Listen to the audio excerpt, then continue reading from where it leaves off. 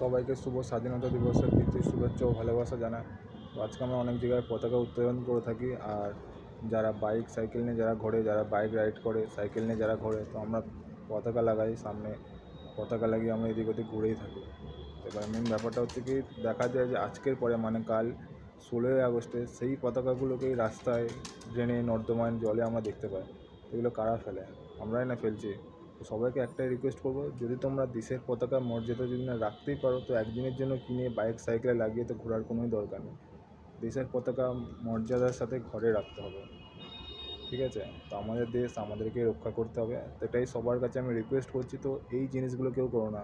তো অনেকেই বলে এই কথাটা, তাও কেউ শোনে না।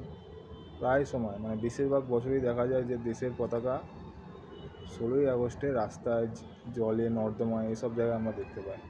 তো প্লিজ এগুলোকে কেউ করো না, ঠিক আছে? আর যারা বাইক রাইড করছো আজকে, তো সাবধানে তোমরা বাইক চালাও, রাইড করো, এনজয় করো, মজা করো। কিন্তু হ্যাঁ, নিজেদের ফ্যামিলির কথা, নিজেদের সেফটির কথা মাথায় রেখে তাহলে রাইড করো।